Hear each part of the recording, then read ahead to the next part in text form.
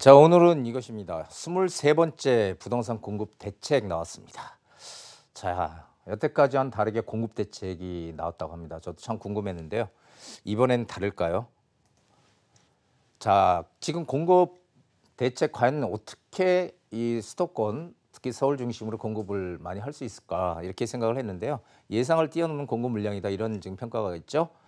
뭐 하여간 최대한 땅도 끌어모으고 층수 높이고 공급 물량 짜내기 해서 재건축 규제 완화, 신규 택지 발굴, 기존 공급 물량 확대해서 정말 우리가 생각했던 이상으로 예상을 뛰어넘는 공급 대책이 나온 것만은 확실합니다. 그러니까 정부의 인식에 어떤 획기적인 변화가 생긴 거는 확실하다라고 저는 판단합니다. 그러니까 서울의 주택 공급이 부족하다라고 많은 전문가들이 얘기를 많이 드렸지만은 그것을 수긍을 그렇게 받아들이지 않았지만 지금은 인정을 하고 공급을 늘려야 되겠다는 그런 생각은 상당히 긍정적이다 이렇게 봅니다. 근데 그 대책을 발표하고 나서 서울시에서 이 재건축에 반기를 들었어요. 그게 뭐냐면 이 공공 재건축이라는 건데요. 조금 이따 설명을 드리겠지만 우리가 재건축은 일반인 민간에서 하는 게 재건축이잖아요. 근데 이걸 서울 SH공사나 LH에서 하겠다. 한마디로 정부에서 주도를 해서 이 재건축을 하겠다. 이게 각종 혜택을 주면서 뭐 이런 내용인데 지금 서울시에서 반기를 들었다 이런 기사가 나왔고요. 지금 그래서 좌우지간 13만 2천 가구 플러스 알파를 공급하겠다고 발표했는데 이 회의론도 커진다 이런 기사가 지금 나온 겁니다. 자, 다음을 보시면요.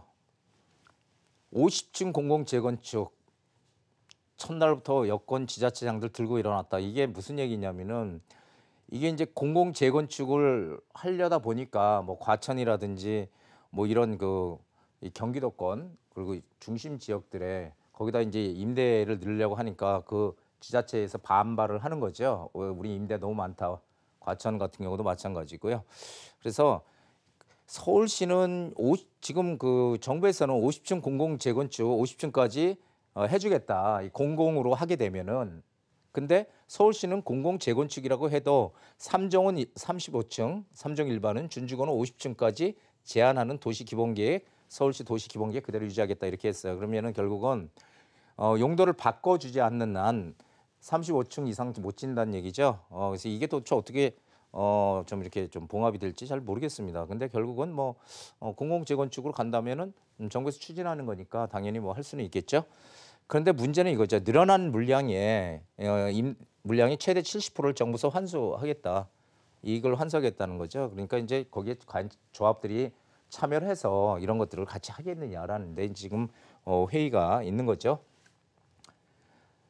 자, 그래서 재건축 재개발 활성화 대책이 저는 나오는 게 아닌가 이런 생각을 했는데 사실 서울시에서는 재건축을 좀 종상향을 시키고 해가지고선 고밀도로 해서 거기다 임대 아파트를 넣자 이런 내용들을 했지만 그게 이번에 빠졌죠 대책에서. 그래서 지금 정부에서는 공공재건축 재개발 용적률을 한 500%까지 이렇게 상향하겠다. 그리고 국토교통부는 층수 제한 50층까지 허용해서 이 재건축에 당근책을 줄 테니 재건축 지금 하려고 하는 그런 단지들은 공공으로 해라. 공공재건축을 해라. 이런 얘기인데 자, 그렇다면 공공재건축과 공공재개발은 뭡니까? 공공재건축은요.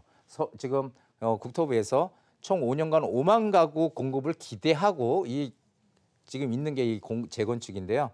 토지공사와 서울주택도시공사가 이 공공기관이 참여를 하는 겁니다. 본래는 주민들이 시공사 선정하고 다 하잖아요. 근데 이제 이거는 한마디로 국가에서 관여를 하겠다는 거죠. 그래서 늘어난 용적률의 최대 70%까지 기부 체납하겠다. 기부 체납으로 환수하겠다. 그래서 장기 공공임대와 공공분양으로 하겠다, 진행하겠다. 즉 용적률 인센티브 부여와 동시에 조합 수익을 최대한도로 환수하겠다. 그러니까 이익이 안 난다는 거죠, 별로 이렇게. 그러니까 참 이거를 과연 따라갈까라는 의문이 드는 겁니다. 또 공공재개발은 뭐예요? 2만 가구 이상을 또 공급하겠다는 기대감을 지금 가지고 있어요. 그래서 공공재건축에서 5만 가구, 공공재개발에서 2만 가구, 7만 가구 되죠. 자, 뉴타운 정비구역이 지정됐지만 사업 지연 등으로 해제된 서울 시내 176곳이 대상이다. 이거 우리가 좀 눈여겨볼 필요는 있습니다. 이런 지역들이 어쨌든 뭐 재개발이 되면은 새롭게 아파트가 들어오는 거잖아요. 낡은 그 주택 단지에서 그렇다면 당연히 가격도 상승하고 투자 가치가 올라가겠죠. 여기도 역시 주택공사와 주택도시공사와 토지주택공사가 같이 이런 공공기관들이 참여를 하는 겁니다. 조합원 물량을 제한 50%를 임대주택으로 공급하겠다. 그래서 종을 상향시켜주고 용적률 상향, 분양가 상한제 제외 이런 인센티브 당근책인데 이런 것들을 줘서 하여간 공공재건축과 공공재개발을 활성화하겠다.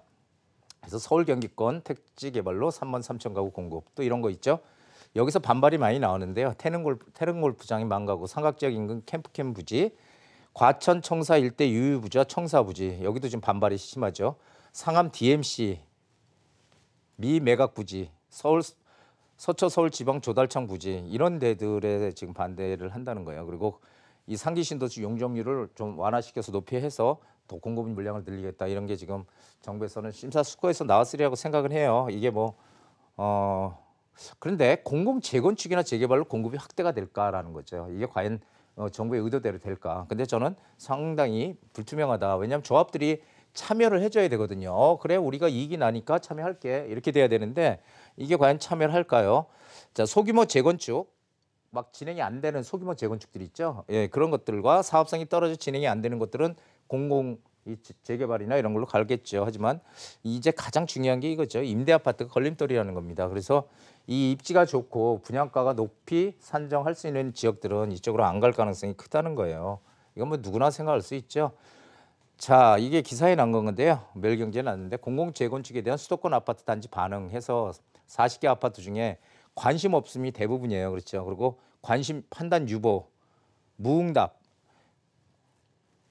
이걸 보면 관심 있다고 얘기한 사람은 지금 얘기한다는 지는 하나도 없이 보이는데 어쨌든 지금 현 상태로는 상당히 부정적인 지금 인식을 좀 가지고 있지 않나 하는 생각이 좀 듭니다. 그래서 이게 민간이 자체적으로 개발을 해서 개발 이익을 어느 정도 가져가고 거기서 어느 정도 개발 이익을 또 환수해가는 그런 정책으로 해서 자연스럽게 공급을 늘려야 되는데 이 공공이 참여를 한다는 게 그게 지금 걸림돌이 되는 거죠. 자, 그런데 저는 이렇게 한번 물어보고 싶습니다. 저도 예전에 처음에 제가 신혼생활 할 때 그 낡은 빌라 전세 1층에 전세 살았거든요. 근데 햇볕도 안 들어오는 곳이었어요. 그것도 정말 감지덕지하고 저도 살았던 시절이 있었는데요. 그런데 거기에 임대주택에 들어가 사는 게 행복할까라는 생각을 좀 해봐요. 지금 김현미 국토부 장관이 전세난 우려 임차가구 25%가 공공임대 거주할 것이다. 2025년까지 전체 우리나라 전체 임차 가구의 25%가 공공임대주택에 거주할 수 있도록 하겠다. 이게 과연 올바른 방향인가라는 거죠. 향후 그럼 임대 최대 25%가 들어가 산다는 건데요. 근데 사람들의 욕망은 그렇습니다. 내가 무슨 뭐 투기 이런 게 아니고 내 집 한 채는 내가 소유를 하고 있어야 그래야지 그 삶의 만족감도 느끼고 하지 임대에 들어가 있는 것은 그 만족감이 떨어지거든요. 그러니까 어떻게든지 내 집을 장만할 수 있게끔 여력이 되는 사람들은 임대에 들어가 살지 말고 어떤 정책 그 인센티브를 줘서 내 집 한 채는 무조건 가질 수 있게끔 하는 게 저는 옳지 않나 하는 생각이 돼요. 그래야지 임대 아파트를 짓는 정부의 부담도 좀 줄어들 거고요. 그래서 이게 지금 뭐 재개발 재건축을 해서 총 7만 가구 공급 가능할 거다 했는데 이것도 사전 조사도 안 했다고 그러잖아요. 지금 그냥 주먹구구식으로 했다고. 그래서 과연 이게 제대로 진행이 될지 상당히 의문입니다. 저는 이제 이런 얘기해요. 서울시 민간 고밀도 재개발, 서울시에서 민간이 고밀도 재개발 이 계획들 이런 것 재건축 이런 것들이 8사 대책에서 빠졌거든요, 지금. 근데 민간 재개발 재건축 활성화로서 공급을 늘리는 게 전공법입니다. 그렇게 늘려가는 게 가장 쉬운 방법이고요. 그리고 임대주택이 아닌 내 집 한 채는 반드시 필수예요. 부동산 투기는 부동산 막 10채, 20채 뭐 몇백 채 가지고 있는 사람도 있긴 있더라고요. 예, 그런데 대부분의 사람들은 그렇게 많이 가지고 있는 사람은 없거든요. 예, 내 집 한 채 가지고 있고 한 채 가지고선 그걸 또 뭐 노후 대비로 월세를 받거나 이런 분들이 상당히 많죠. 그래서 그런 분들은 이게 무슨 투기를 하려고 산 게 아니거든요. 그래서 그런 분들은 뭐예요? 무조건 이 투기가 아닌 부동산 그런 분들한테 재테크예요. 투기는 그냥 무지막하게 막 사는 거고 재테크거든요. 그래서 이런 것도 우리가 정부에서 좀 인식을 좀 해줘야 되지 않을까, 인정을 해줘야 되지 않을까 하는 그런 생각을 저는 합니다. 자, 오늘의 명언입니다. 우리가 피해야 할 것은 부동산 시장이 상승과 하락이 아니라 갈팡질팡하는 것이다. 지금의 그 어떤 이 정책의 영향 이런 데 흔들리면 안 되고요. 항상 우리는 긍정적인 마인드를 제가 많이 강조를 했잖아요.